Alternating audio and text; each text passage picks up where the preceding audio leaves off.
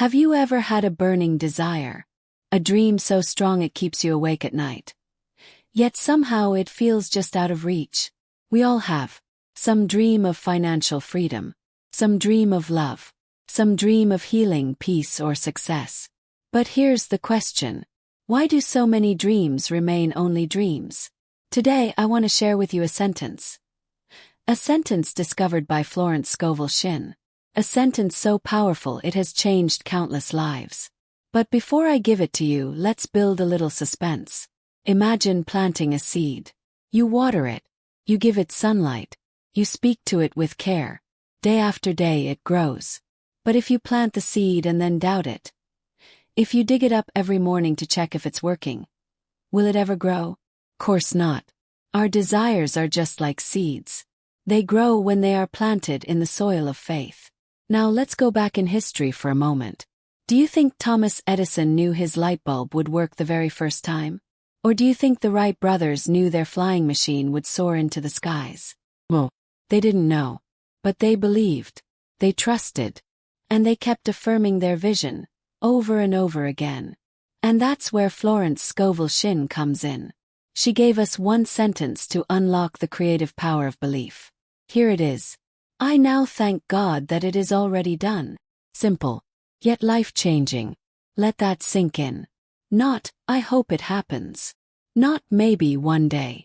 Not if I'm lucky. But, I now thank God that it is already done. Why is this so powerful? Because it shifts you from doubt to certainty. From begging to receiving. From waiting to living as though your desire is already here. Let's bring this closer to home. Think about the last time you ordered something online. You paid for it. You got the confirmation message. And then, did you sit around worrying if it would arrive? Well, you lived with the expectation that your package was already on its way. That's exactly how the universe works. The moment you affirm, it is already done, you have placed your order. And just like a package, it may take time, but it will arrive. So what happens when we use this sentence? Fear loses its grip. Doubt begins to melt. And desire transforms into reality. But here's the key. Don't just say it mechanically. Say it with emotion. Say it with gratitude. Feel it in your heart as though it has already happened. Imagine the student praying for exam success. Instead of saying, "Oh, I hope I pass," they say, "I now thank God that I have already succeeded." Suddenly, their energy shifts. Confidence replaces anxiety. Action becomes natural. Or the entrepreneur, struggling in business. Instead of, "I hope clients come," they affirm, "I now thank God that abundance is already mine." And soon, opportunities begin to appear, almost like magic. It is not magic, my friends. It is the law of faith. So I ask you, what desire is burning in your heart today? What dream have you been waiting on? Close your eyes for a moment and picture it. See it. Feel it. And now whisper with me. I now thank God that it is already done. That's it. That's the shift. That's the bridge between wishing and receiving. Ladies and gentlemen, your desire is not out of reach. It's already here, waiting for you to claim it. Remember this. Dreams don't come true when you chase them with fear. They come true when you align with them in faith. So tonight, plant the seed. Water it with gratitude. And live as though it is already yours. 'Cause it is. 'Cause it always was. And because you now thank God that it is already done. Thank you. Key takeaways. Desires are like seeds. They need faith, not doubt, to grow. Florence Scovel Shinn's sentence. I now thank God that it is already done, transforms desire into certainty. Gratitude shifts your energy from hoping to receiving. Believing before seeing is the foundation of manifestation. Living with expectation attracts opportunities and solutions. Affirmations must be felt emotionally, not just spoken mechanically. Imagine for a moment that you are standing in a wide open field, the soil dark and fertile, the air fresh with possibility. In your hand rests a single seed. It doesn't look like much, just a small, ordinary thing, something you could easily overlook. But within it, there is an entire forest, an orchard, a whole future that you cannot yet see.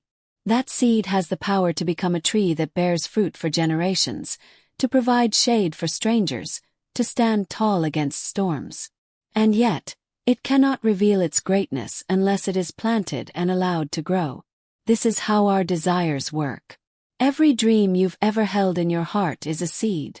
That longing for financial freedom, that ache for love, that yearning to start a business or to write a book, it all begins as a small seed inside you. But just like the seed in the soil, it does not grow instantly. It requires a process. And more than that, it requires faith. Think about a farmer. When a farmer plants his crop, does he run out the next morning, clawing at the soil, desperate to see proof that the plant is growing? No. He trusts the invisible process. He understands that growth begins underground, where no eye can see. He doesn't panic when the field looks empty. He doesn't doubt the seed just because the sprout has not yet broken through the surface. He knows, deep in his bones, that something is happening beneath the soil. And that knowing, his faith, is what keeps him patient, calm, and steady until the harvest comes. But many of us do not treat our desires this way. We plant them with hope, and then, almost immediately, we dig them up with doubt. We whisper to ourselves, maybe it won't work. Maybe I'm not worthy. Maybe I'm asking for too much. And every time we speak that way, it is as though we are yanking the seed out of the ground before it can take root. Desire is fragile at the beginning. It needs the shelter of faith to grow strong. Without it, it withers before it has the chance to live. Florence Scovel Shinn often reminded people that words and thoughts are the water and sunlight for the seeds of our desires. If you water your dream with fear, it cannot thrive. If you speak words of lack, the soil becomes dry. But if you speak words of gratitude and possibility, if you affirm that your dream is alive even when you cannot see it, you create the perfect environment for that desire to push through the darkness and into the light. Let's bring this to a real-life moment. Imagine a young student preparing for an important exam. She studies, she writes notes, she revises late into the night. But inside, a storm of doubt begins to swirl. What if I fail? What if I forget everything? What if I'm just not smart enough? These thoughts are like poison poured onto the seed of her desire. Every fearful word drains her confidence.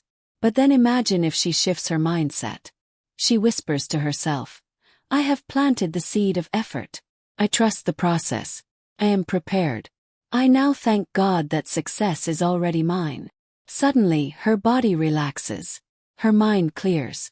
She studies with more focus, enters the exam room with calm energy, and writes with confidence.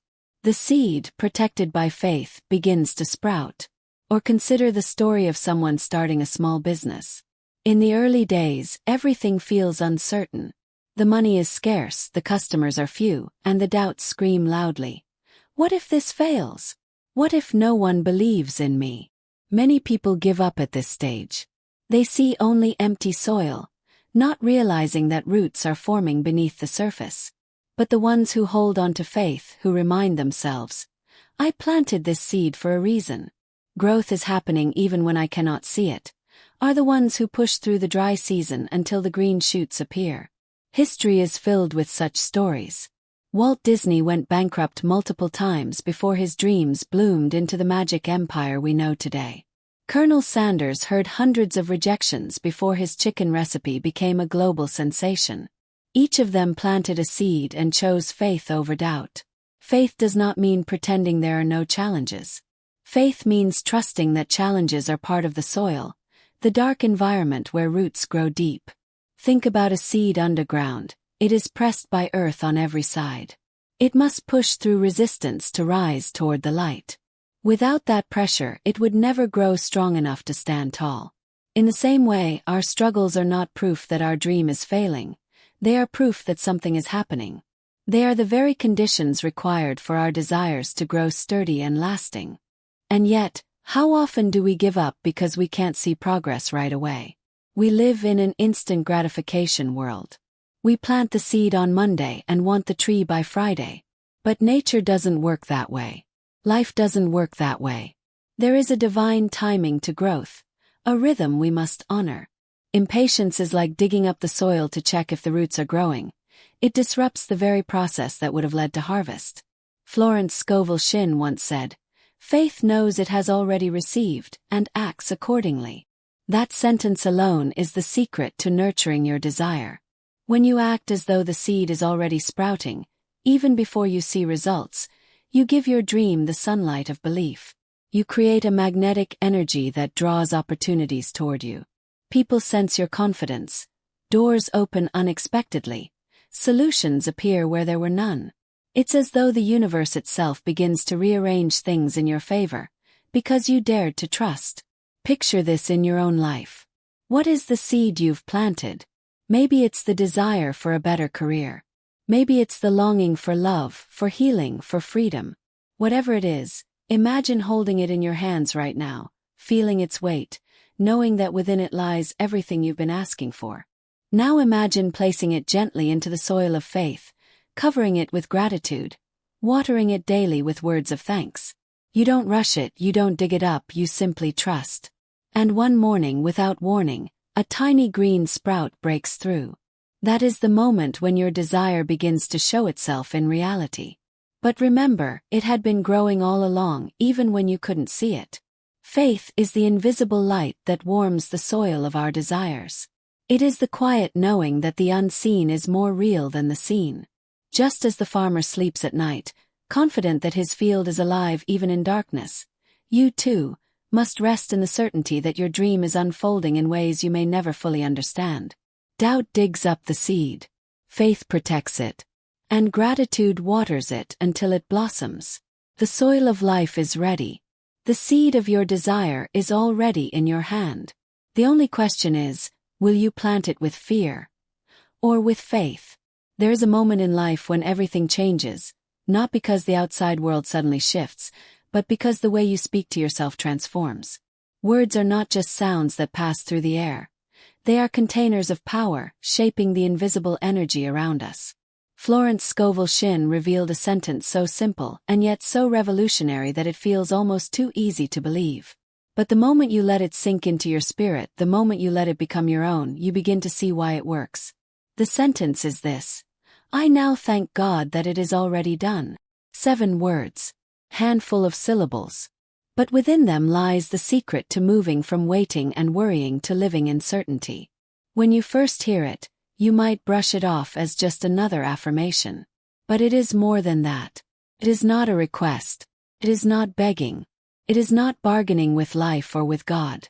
It is gratitude spoken in the present tense, as though the thing you desire has already happened. And that changes everything. Gratitude is the language of receivers, not of seekers. When you give thanks for something, it means you already claim it as yours. It is the difference between a hungry person staring at an empty table and a guest at a feast raising their glass in appreciation. One is longing, the other is receiving. Think about the way most people pray or speak about their desires. I hope I get this job.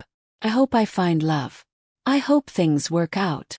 Hope has its place, but hope also carries the subtle vibration of uncertainty. It says, maybe yes, maybe no. But this sentence, I now thank God that it is already done, does not leave room for maybe. It anchors you in certainty. It places you in the energy of the outcome itself. Imagine ordering something online. You click the button, you receive the confirmation email, and then you go about your day. You don't sit in front of the door, wringing your hands, asking, will it come? What if it doesn't arrive?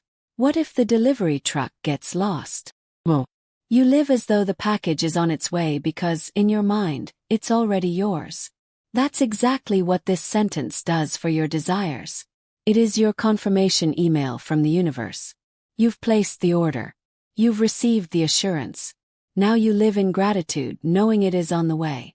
The difference this makes in your emotional state is profound. Let's say someone is struggling financially, bills piling up, the weight of debt heavy on their shoulders. Every day they wake up in fear, whispering, how will I pay? What if I fail?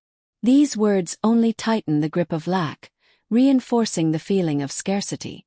But if, in the middle of that storm, they take a breath and declare, I now thank God that it is already done, something shifts. Their shoulders relax, their heart steadies, their mind opens. Gratitude begins to paint a new picture, one where provision is already flowing. They begin to notice opportunities that were invisible before. A phone call arrives, a chance meeting happens, an idea sparks, and suddenly the path forward appears. It isn't that magic fell from the sky. It is that their inner state shifted from panic to certainty, from begging to receiving, and life responded to that frequency. Consider another story. A woman longing for love. She spends years saying, "I wish someone would love me, I hope one day I find the right person." Each word reinforces the loneliness, as though love is always somewhere in the distance. But one day she learns this principle. She begins to affirm with gratitude, "I now thank God that love is already mine." At first it feels strange, even forced, but slowly her energy changes. She no longer walks with the heaviness of waiting. She carries herself differently. She glows with a quiet confidence. And soon enough, people are drawn to her light. Love enters her life not because she chased it, but because she began to live as though it was already hers. The power of this sentence lies not only in its words but in the emotion behind them. It is not enough to simply repeat it mechanically. You must feel it.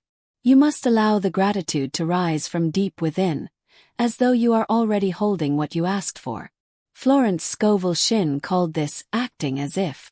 When you act as though it is already done, you align your energy with the outcome you desire. You walk differently, speak differently, think differently, and life responds to that alignment. Think of an actor on stage. They do not simply say their lines, they embody the role. If they are playing a king, they do not whisper in uncertainty. They speak with authority, they move with dignity.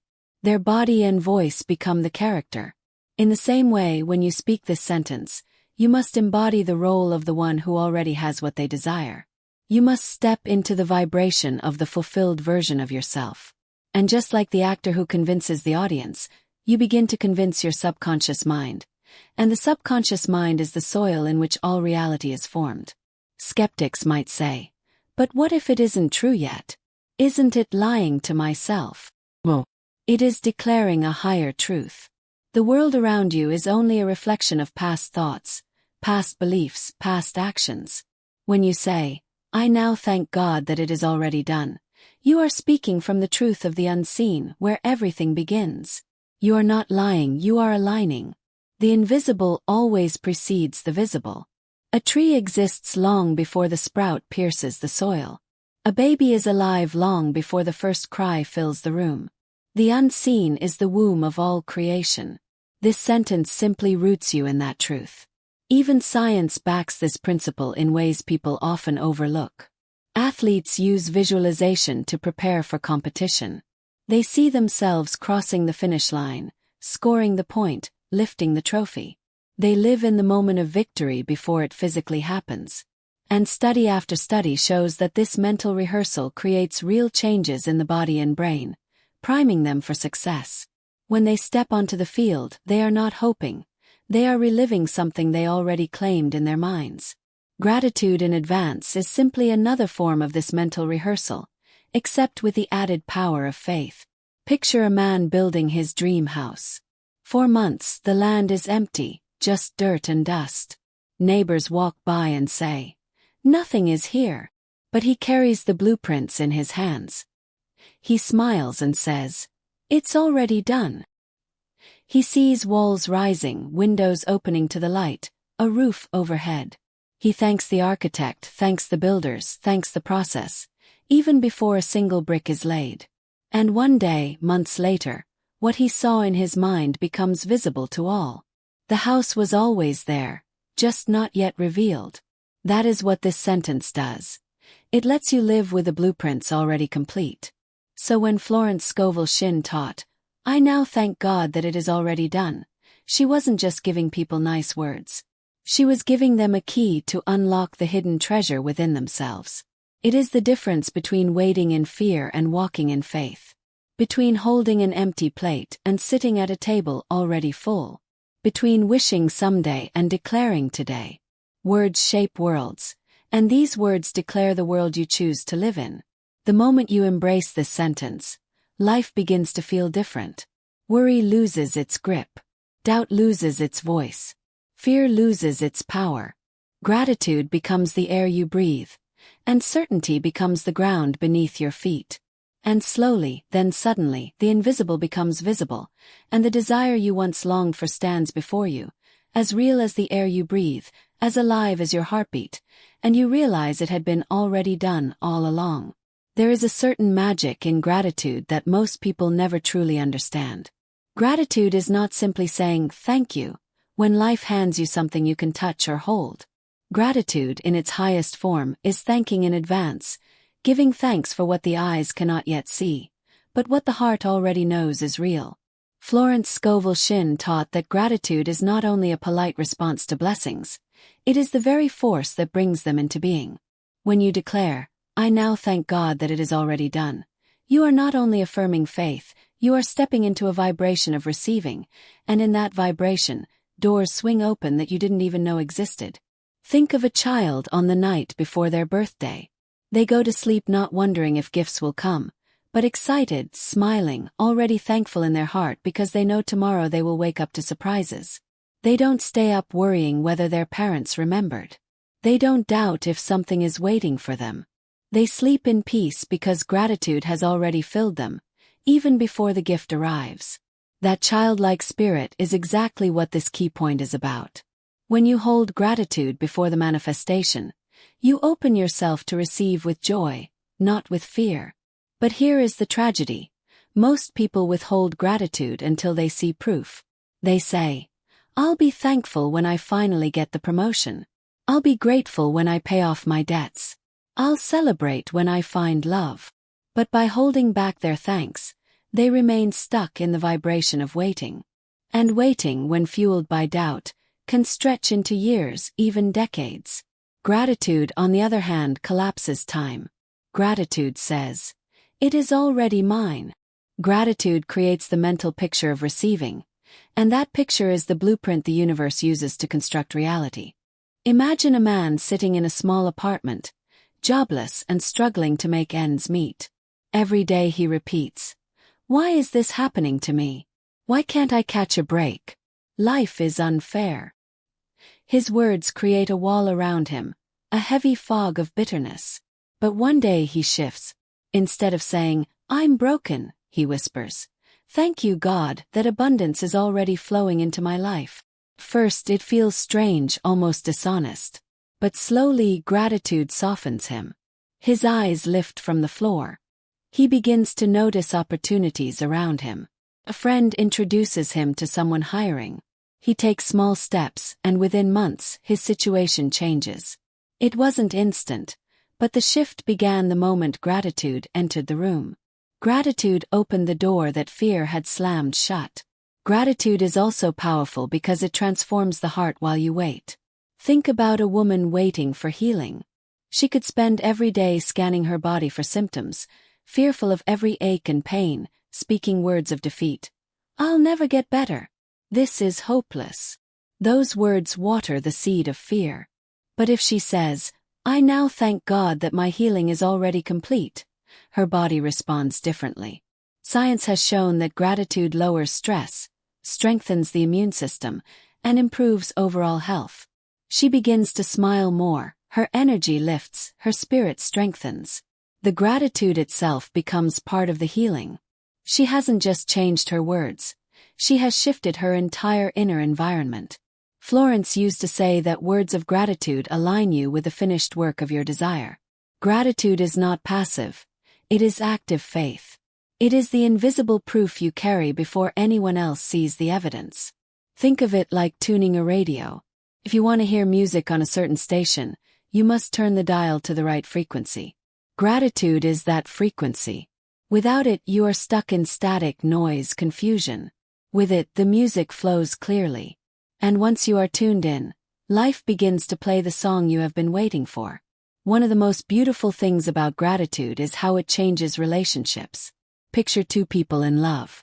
One constantly says, "I wish you did more for me, I wish you were better, I wish this relationship was different." The other says, "Thank you for who you are, thank you for what we share, Thank you for the love already present. Which relationship grows stronger? Gratitude is fertilizer for love. Makes what you appreciate expand. The same is true in every area of life. What you thank for multiplies. What you complain about shrinks or disappears. There's a story of a man who carried a small notebook in his pocket. Every day he wrote down things he was grateful for, not only what he had, but also what he desired, as though it had already arrived. He wrote, "Thank you for my thriving business," even when he was struggling to pay the bills. He wrote, "Thank you for my happy family," even before he met his future wife. He wrote, "Thank you for my health," even while he was recovering from illness. Years later, as he read through the old pages, he realized almost everything he had written with gratitude had come into his life. The notebook was not magic. It was simply a record of a man tuning himself daily to the frequency of receiving. Gratitude was the bridge between his desire and his reality. When you practice this kind of gratitude, it changes how you walk into a room. Instead of desperation, you carry expectation. Instead of begging, you radiate confidence. People feel it. Opportunities are drawn to it.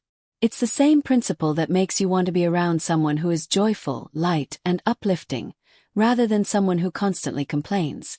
Gratitude makes you magnetic. It shifts not only how you feel but how the world responds to you. There is an old saying, "To him who has, more will be given." Many misunderstand it, but in truth, it is about gratitude. The person who has is the one who feels grateful, who acts as if they already possess what they desire. That energy multiplies. The one who complains of lack, who only sees emptiness, repels what they want. Gratitude is the evidence of having before the evidence shows up. Imagine now that desire you hold deep in your heart. Maybe it is success in your career. Maybe it is the dream of financial freedom or love or peace of mind. Picture it as though it is already here. Feel the relief, the joy, the comfort of it. Now say in your heart, "Thank you. Thank you that it is already done." Notice how that simple shift changes your energy. Notice how your body relaxes, how your breathing softens. That is not imagination, that is alignment. You are stepping into the version of yourself that has already received. And that version of you attracts the very reality you seek. Gratitude is not about ignoring problems. It is not about pretending challenges don't exist. It is about choosing to see beyond them. It is about focusing on the seed, not the empty soil. It is about saying, "Even though I don't see the sprout yet, I thank God for the tree already growing beneath the surface." Gratitude gives you peace while you wait, strength while you struggle, and vision while you walk through darkness. So when Florence gave us that one simple sentence, "I now thank God that it is already done," she was teaching us to step out of fear and into faith through the doorway of gratitude. Gratitude transforms your desire from a distant hope into a present reality within your heart. And once it is real within, it cannot help but become real without. For what you thank for with all your heart, you inevitably receive. Believing before seeing has always been the greatest challenge for humanity. Our eyes trick us into thinking that reality is only what we can touch, measure, or prove. But history, faith, and countless personal stories reveal something deeper. Everything that has ever existed began first in the unseen. A skyscraper was once just a drawing. A song was once only a whisper in the heart of a musician. A breakthrough invention was once an idea laughed at by skeptics. To believe before seeing is to step into the role of creator, to live in the certainty of the invisible long before the world agrees with you. Florence Scovel Shinn often said that faith is the substance of things hoped for, the evidence of things not seen. That word substance is powerful. It means that faith itself is the raw material out of which reality is shaped. When you hold faith, you are holding the blueprint of what will come. But most people wait until they see results before they believe. They say, "I'll believe I'm successful when I get the promotion. I'll believe I'm loved when someone shows up. I'll believe I'm healed when the symptoms disappear." Yet this way of living places all power outside of yourself. It makes you a follower of circumstances rather than a creator of them.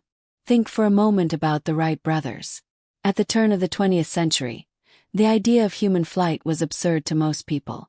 Birds flew, but men did not. Newspapers mocked the concept. Scientists dismissed it. And neighbors shook their heads as Orville and Wilbur tinkered away in a dusty workshop. But the brothers believed before they saw. In their minds they had already flown. They could picture the wings catching the air, feel the thrill of rising above the ground, hear the sound of an engine lifting them skyward. That vision, held with unwavering belief, drove them through countless failures until one day, on a windy field in Kitty Hawk, they lifted off for 12 seconds. It was short, clumsy, imperfect, but it was the birth of modern aviation. And it happened because two men dared to believe before the world had evidence. The same principle applies to every life, even if the dream is not as grand as flight. Picture a single mother working 2 jobs, exhausted, struggling to provide.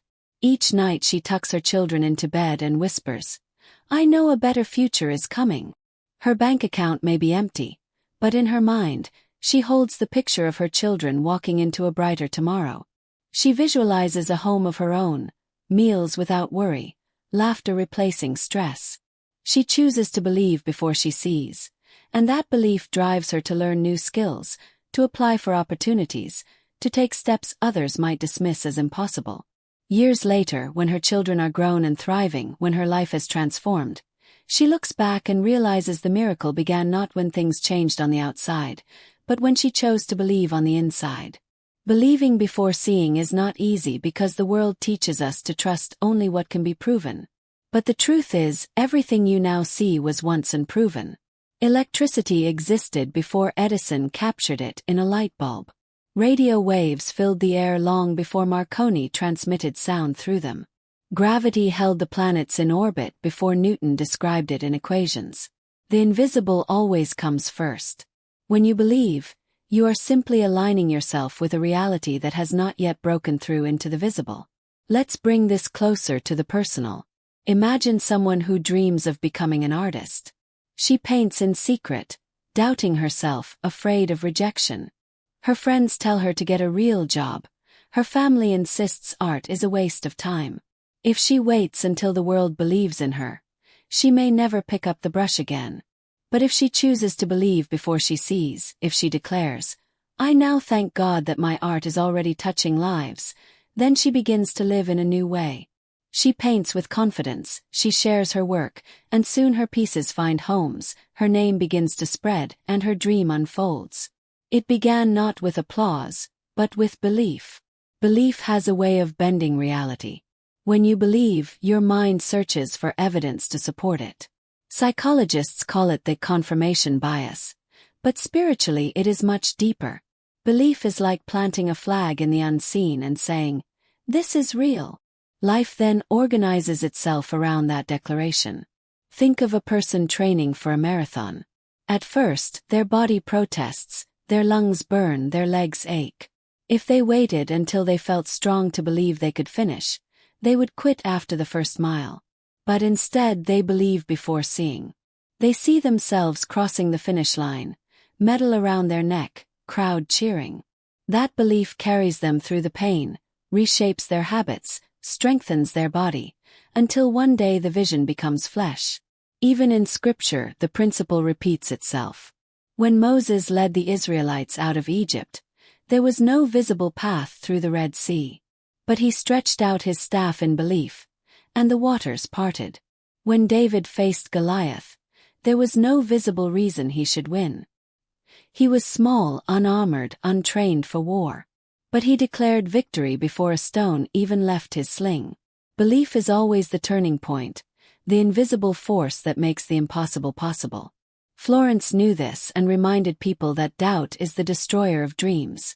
To doubt is to kill the seed before it sprouts. To believe is to nurture it even when the soil looks empty. She urged people to affirm their desires as already fulfilled, to thank God in advance, to act as though it were done. This is not delusion, it is creation. It is aligning with the truth that the unseen is more real than the seen. I once heard the story of a man who lost everything in the Great Depression. His business collapsed, his savings vanished, and he had nothing left but his vision. He would walk past abandoned buildings and whisper, "I now thank God that my company is rising again." People thought he was mad. But within a few years, his business not only returned but grew larger than before. His secret was belief. Belief that refused to bow to circumstances. Where others saw ruin, he saw opportunity. Where others saw empty soil, he saw the sprout already forming. Believing before seeing is about living as though the outcome is already certain. It is walking into the interview as though the job is already yours, speaking in gratitude for the healing before the symptoms fade, smiling with joy for the love that has not yet arrived. Change is how you carry yourself, how you speak, how you act. And because the world reflects your inner state, that change within you begins to alter everything around you. It is easy to believe once you hold the evidence. Anyone can do that. But the ones who change history, the ones who transform their lives, are those who dare to believe when there is no evidence at all. They trust the unseen, they water their dream with gratitude, they align with a reality that has not yet arrived, and then one day it does. So when Florence gave us that sentence, "I now thank God that it is already done," she was not asking us to live in denial. She was asking us to live in faith. To see with the eyes of the Spirit rather than the eyes of the flesh. To walk as though the seed has already sprouted, even if the soil looks bare. To believe before seeing, because the truth is, seeing always follows believing. Expectation is one of the most powerful forces in the human spirit, and yet most people underestimate it. To expect is to lean into the future with confidence, to live as though the thing you desire is already on its way. It is more than passive waiting. It is an inner posture that attracts opportunities, ideas, and people into your life. When you expect, you do not sit in fear, wringing your hands. You move differently, speak differently, walk differently. You radiate a certainty that others can sense. And just like a magnet, that certainty draws toward you the very things you are expecting. Think of the last time you waited for a guest to arrive at your home. You prepared the space. You set the table, maybe lit a candle, maybe cooked a meal. You didn't do it because the guest was already in the room. You did it because you expected them to come. That expectation guided your actions, created your environment, and shaped your energy. Imagine if you had doubted they would show up. You wouldn't have prepared anything, you wouldn't have opened the door, and if they did arrive, you would have been caught off guard. The same is true in life. When you expect your desire to manifest, you prepare the space for it. You open the door. And when it arrives, you are ready. Florence Scovel Shinn often reminded people that expectation is faith in action. She said that what you expect, you attract. If you constantly expect disappointment, you will find it. If you expect betrayal, you will meet it. But if you expect blessing, if you expect opportunity, if you expect success, then life will bend itself to match that expectation. It may not always happen in the way you predict, but it will unfold in alignment with the energy you carry. Let's bring this to a practical story. Imagine a young man searching for work. He goes to interviews slouched, nervous, expecting rejection. Even before the employer asks a question, his body language screams uncertainty. He answers timidly, his eyes downcast, his words lacking conviction. And more often than not, he walks away without the job. But another man enters the same interview room with expectation. He straightens his shoulders, looks the interviewer in the eye, and speaks as though he already belongs there. He isn't arrogant. He is confident. He has already pictured himself in that role, already thanked God for the opportunity, already prepared his heart for the yes. That expectation radiates through him, and employers feel it. They sense his belief. And because of it, doors open for him that remain closed for others. The difference is not in skill or intelligence. It is in expectation. Life mirrors what we expect. A woman who expects to be loved carries herself differently. She does not settle for mistreatment, she does not beg for affection, she does not live in the shadow of insecurity. Her expectation sets the standard, and because of it, she attracts people who rise to meet it. Another woman, carrying the expectation of heartbreak, constantly fears abandonment. She clings too tightly, doubts too often, and unintentionally pushes love away. Expectation shapes experience long before the event itself. Even in small things, expectation matters. Picture walking into a crowded room. If you expect rejection, you shrink, avoid eye contact, hover near the corner. People read that energy, and they leave you alone, fulfilling the expectation you carried. But if you walk in expecting connection, you smile, you greet others warmly, you radiate openness. People are drawn to you because your expectation has created a welcoming energy. It is not luck. It is the natural law of attraction in motion. There's a story of a man who wanted to start his own business.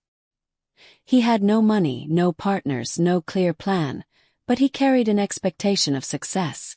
Every day he affirmed, "I now thank God that my business is already thriving." He spoke with such conviction that others believed in him. Investors appeared, customers came. Doors opened where walls once stood. His expectation created momentum.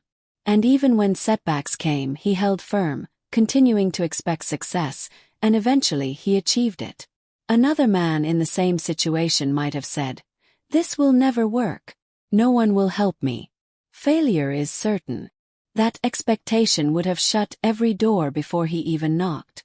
The same seed, planted in different soil, produces entirely different harvests. Expectation also sharpens your vision. When you expect abundance, you notice opportunities others miss. Two people can walk down the same street, one expecting scarcity, the other expecting abundance. The first sees only closed shops, broken sidewalks, and problems everywhere. The second sees potential ideas, chances to create something new. Their expectation colors their perception, and perception shapes their choices, which ultimately shape their reality. Think about a farmer in springtime. He plants his seeds not with despair, but with expectation. He doesn't look at the bare soil and cry, "Nothing will grow." He prepares his barns, sharpens his tools, and gets ready for harvest. His expectation of growth compels him to work the land, to water the crops, to guard them against pests. Expectation is what keeps him steady through weeks of waiting, storms, and long hot days. He knows the harvest is coming because he expects it. Without expectation, he would have given up after the first dry week. With it, he continues until the fields turn green. Florence taught that we must live as though we already have what we desire, because expectation is the bridge between the invisible and the visible. To expect is to declare that the unseen is as real as the seen. It is to prepare your inner and outer world for the manifestation you believe is yours. When you do this, you no longer chase opportunities desperately. You attract them because you are already aligned with them. Think of the words of Henry Ford. Whether you think you can or you think you can't, you're right. Expectation is the reason this statement holds true. If you expect to fail, you sabotage yourself with hesitation and fear. If you expect to succeed, you take bold steps, and success becomes far more likely. Your expectation becomes a self-fulfilling prophecy. Even in moments of hardship, expectation can keep you alive. There are stories of prisoners of war who survived impossible conditions because they expected freedom. They woke up each day believing that rescue would come. Their bodies grew weak, but their minds stayed strong, anchored in expectation. And when freedom finally came, they were the ones still standing. Others who expected only death often gave up long before their time. Expectation kept the flame of life alive. So ask yourself, what are you expecting right now? Are you expecting delays, disappointments, more of the same struggles? Or are you expecting breakthrough, blessing, opportunity, love, and joy? Your expectation is shaping tomorrow even as you breathe this moment. Life is not punishing you or rewarding you. It is reflecting you. It is mirroring back the energy you carry in your heart. When Florence gave us the key, "I now thank God that it is already done," she was teaching us to shift our expectation. To live as though the package is already on the way. To prepare the space, open the door, and walk with confidence. Because when you live in expectation, you do not meet life with fear. You meet it with readiness, with certainty, with joy. And in that posture, the invisible becomes visible, the dream becomes reality, and the desire in your heart finally takes form before your eyes. Gratitude is the final seal on every desire, the invisible signature that declares it finished before it even appears. Gratitude is not just politeness or courtesy. It is spiritual proof that you already possess what you've asked for. When Florence Scovel Shinn said, "I now thank God that it is already done," she wasn't simply suggesting a prayer of manners. She was pointing us to a hidden law, that the moment we give thanks, the moment we feel genuine gratitude, we are acknowledging that the unseen is already real. Gratitude bridges the gap between longing and manifestation. Think about the difference between asking for something with desperation and asking with gratitude. A desperate prayer sounds like begging. "Please, please give this to me. I don't have it, and I may never get it." It comes from fear, lack, and emptiness. Gratitude, however, says, "Thank you for this gift that is already mine." Comes from faith, abundance, and certainty. Which one do you think carries more power? Which one do you think aligns more with the creative energy of the universe? Gratitude is a declaration of trust. It is the vibration of someone who knows the outcome is already written in their favor. Picture a child who asks their parent for a toy. If the parent says yes, the child doesn't spend the rest of the day crying and begging. They run around with excitement, already thanking their parent, already imagining themselves playing with the toy. They might even clear space on the shelf, anticipating its arrival. That is gratitude in action. They haven't held the toy yet, but in their heart, it's already theirs. Adults often forget this simple wisdom. We keep asking and asking, doubting and fearing, instead of resting in the gratitude that seals the promise. Consider the story of a man who longed for healing. Doctors had given him grim reports, and every day he found himself repeating desperate prayers. "God, please heal me. Please make me well." But as he studied the teachings of Florence and others, he shifted his approach. Instead of pleading, he began to thank. Each morning he placed his hand on his chest and whispered, "Thank you, God, that I am whole. Thank you that my body is already healed." He walked through his days with this gratitude as though the healing were already accomplished.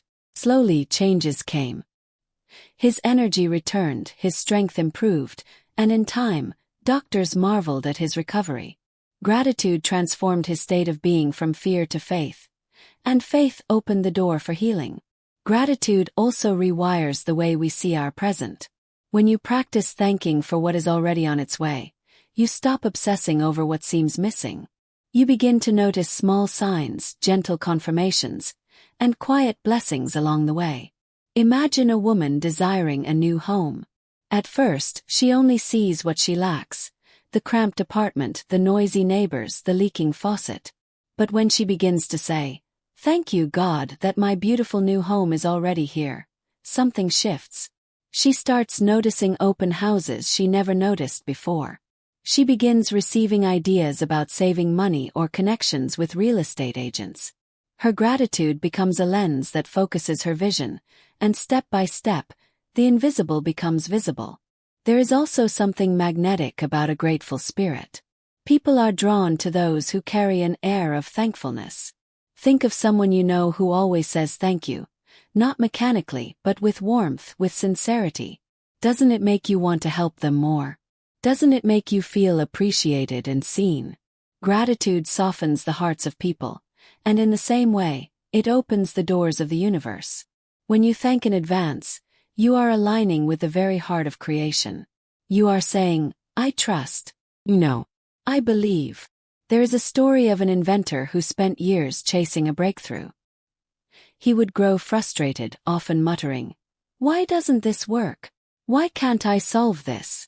The energy of complaint clouded his mind. One day he decided to change his approach.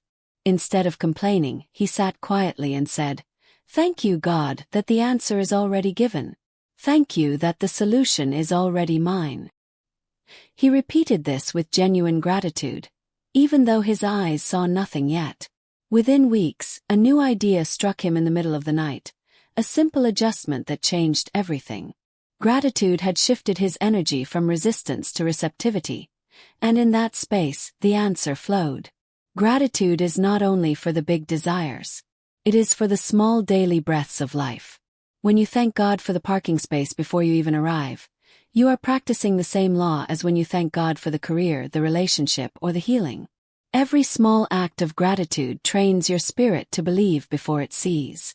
And in time, that habit expands into every area of your life.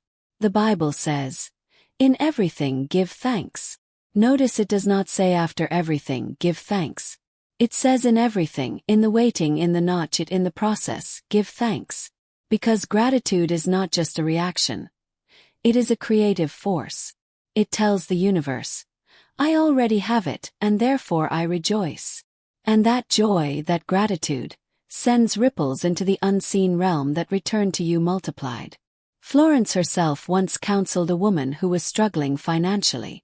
The woman said she had tried affirmations but saw no results. Florence asked her, "Have you given thanks as though it were already done?" The woman admitted she had not. She had been reciting words with hope but without gratitude. Florence instructed her to begin saying daily, "Thank you, God, that wealth is pouring into my life." Within a short time, unexpected income began to arrive. The woman's circumstances changed, not because of new effort, but because gratitude shifted her energy. Even in history, gratitude has played a profound role. Think of the pilgrims who, despite loss and hardship, paused to give thanks. Their gratitude in the midst of lack planted a seed of abundance for generations to come. Or consider the countless artists, thinkers, and leaders who, before seeing their vision realized, carried gratitude in their hearts. They thanked life for the masterpiece before it was painted, for the invention before it was built, for the dream before it was born. Gratitude made them bold. Gratitude kept them steady. Gratitude drew the unseen into the seen. So many of us live with clenched fists, always asking, always waiting, always worrying. Gratitude opens the hand. It teaches us to live as though the gift has already been placed there. It softens our spirit, calms our mind, and lifts our energy into alignment with the very thing we desire. Gratitude is not weakness. It is power disguised as humility.